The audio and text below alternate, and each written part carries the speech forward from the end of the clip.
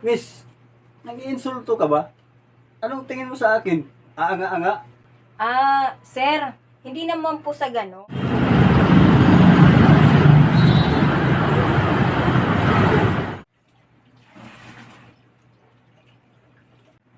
Magandang araw po, sir.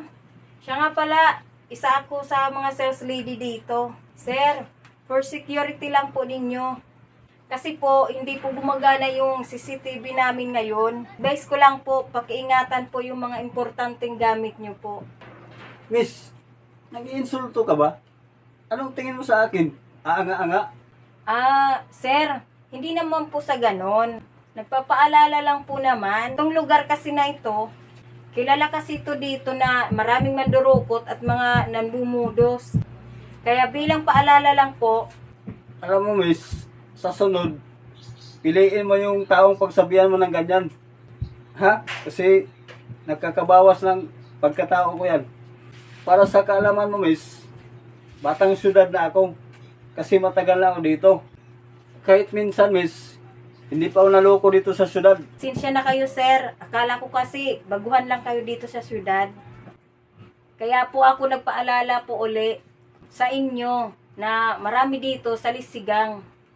At hindi lang yun, mandurukot at manluloko. Pasensya na ulit at hindi na rin po mauulit. O siya, sige, miss. I-assist mo na lang ako. Kailangan ko, miss, ng Bluetooth speaker. Ito na lang nasa harapan ko. Gusto ko to eh. Pwede bang i-demo mo sa akin? Okay sir. Ito pala yung top seller namin na Bluetooth speaker. Bali 5 oras ang capacity ng battery niya bago malubat. Tamang-tama sir. Tamang-tama sir ito.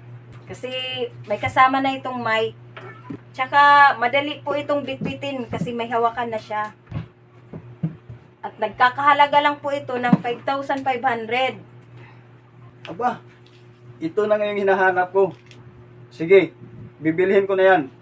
Sige sir, check ko lang po sa stock room namin kung meron pa. Sige, miss. Pakibilisan lang ha.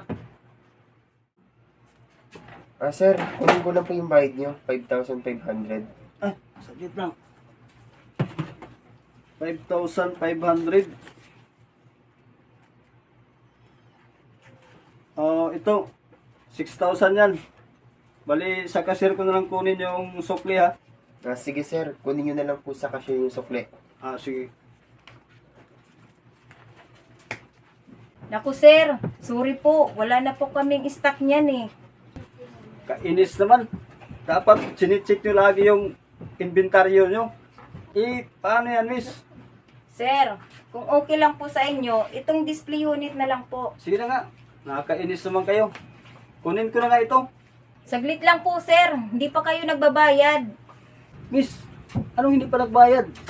Kinuha na nga sa akin kanina eh. Kinuha na nga sa akin kanina yung bayad. 6,000 yung binigay ko na sa lalaki. Sir, hindi po kami authorized na kumuha ng bayad. Sa customer, maliban na lang po sa cashier. Ha? Sino yung lumapit sa akin? Tapos hiningi yung bayad? Sir, malamang po na biktima kayo ng salisigang. Yun na nga po yung sinasabi ko sa inyo kanina. Na mag-ingat po kayo at maraming manluloko dito.